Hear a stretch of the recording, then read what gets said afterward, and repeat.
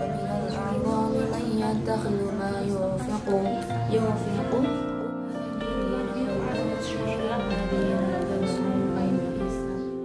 ومن شر حاسد إذا حسد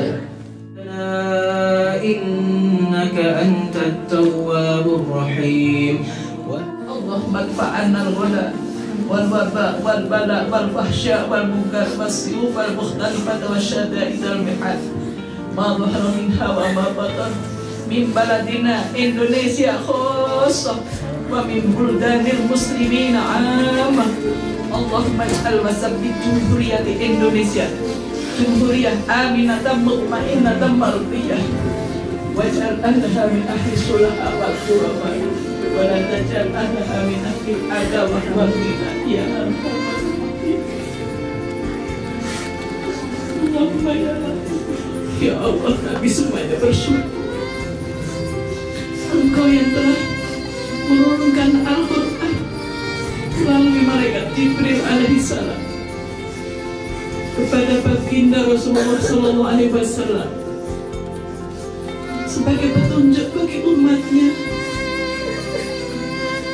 sebagai obat bagi orang-orang beriman, sebagai rahmat bagi orang-orang yang percaya kepada Allah, pada hari akhir, kepada kitabnya, kepada para malaikatnya, kepada hari kiamat, kepada takdir dan qadar ya Allah.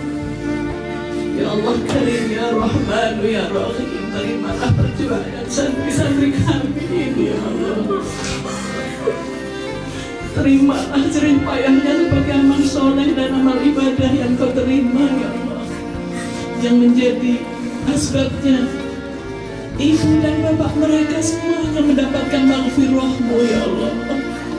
Sebagai asbabnya ibu dan bapak mereka, kedua orang tua mereka semuanya berbahagia lahir maupun batin, bangga memiliki putra yang dekat dengan Al-Quran, bahkan menjadi Ahlul Quran. Karena Ahlul Quran adalah keluarga Engkau ya Allah, keluarga-Mu ya Allah.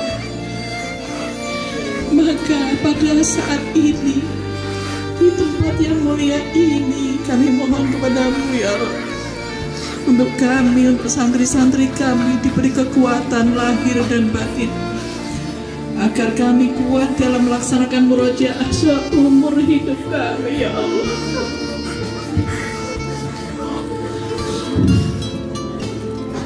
Agar kami semuanya mampu melaksanakan penjagaan terhadap firman-firman-Mu sampai akhir hayat kami ya Allah. Agar kami istiqomah dalam bermurojaah. Assalamualaikum warahmatullahi wabarakatuh.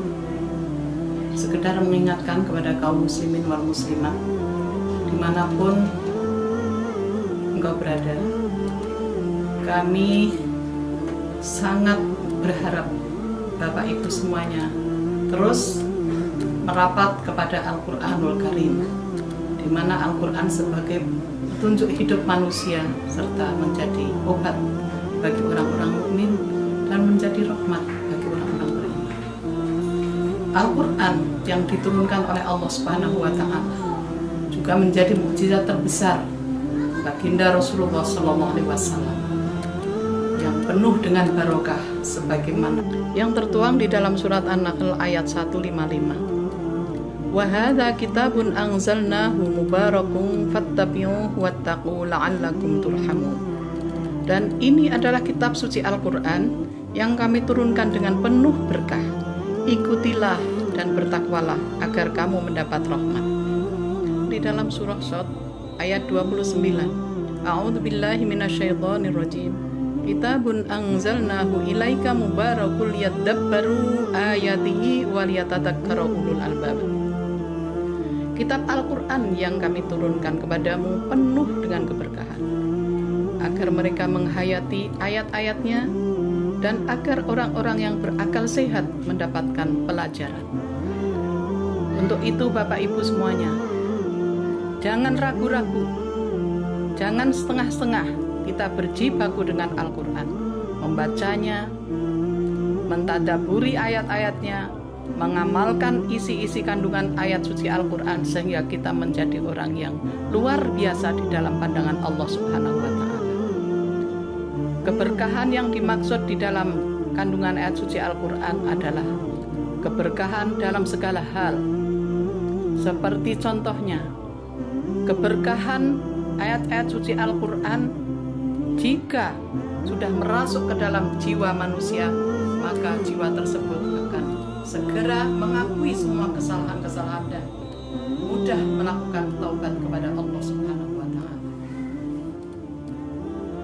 Al-Qur'anul Karim yang diturunkan sebagai pedoman bagi umat manusia haruslah senantiasa dipegang teguh, sebagaimana baginda Rasulullah SAW menjadi uswatun hasanah dalam segala kegiatan. Keberkahan ini terasa juga ketika kita mulai berinteraksi dengan Al-Quran.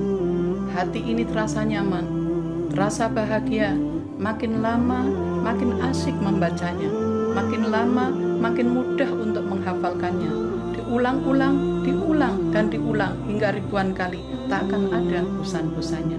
Itulah mukjizat terbesar baginda Nabi Agung Muhammad SAW.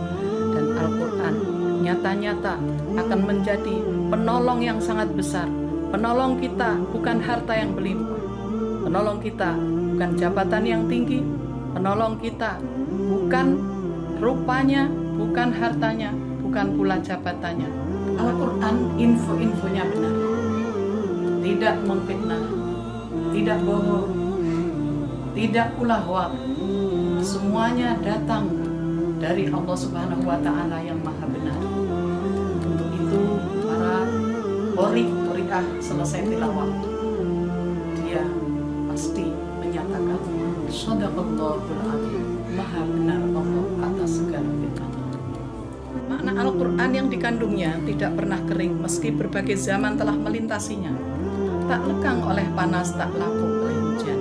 Selalu saja ada makna baru yang belum terungkap sebelumnya.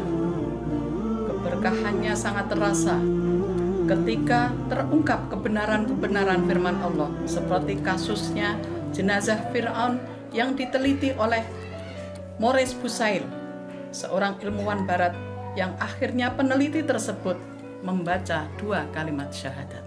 Allahu Akbar. Untuk itu keberkahan Al-Quran dalam pentas wujud perlu usaha manusia untuk menyesuaikan diri dengan sebab-sebab yang dapat mengantarkan terwujudnya keberkahan itu. Contohnya, keterpeliharaannya Al-Quran dari kesalahan dan kekeliruan. Ini tidak akan terlaksana tanpa adanya keterlibatan manusia. Dalam surah Al-Hijr ayat 15, Inna nahnu nazzalna dzikra wa inna lahu lahafidun. Sesungguhnya kami yang menurunkan Al-Quran dan kami pula yang menjaganya. Kami di sini jelas ada keterlibatan selain Allah. Ketika Allah menurunkan Al-Quran, ada peran malaikat Jibril. Ketika menjaga Al-Quran, ada peran para hafid dan hafidhah. Untuk itu, kami ingin karantina hafal Al-Quran sebulan yang kami selenggarakan sejak tahun 2016 ini berlangsung hingga hari kiamat, dengan mengantarkan putra-putri Bapak Ibu Saudara menjadi Ahlul Quran, menjadi keluarga Allah yang akan siap memberikan syafaat kepada kedua orang tuanya, kepada orang-orang tercintanya, dan kepada keluarga besarnya. Bapak Ibu sekalian, inilah sekedar tausiah, sekedar pengingat agar kita semuanya tidak akan jauh dari Al-Quran. Semoga kita semuanya bersama Al-Quran akan masuk ke dalam surga bersama-sama dalam pelukan cinta Allah Subhanahu wa Ta'ala. Terima kasih. Assalamualaikum warahmatullahi wabarakatuh.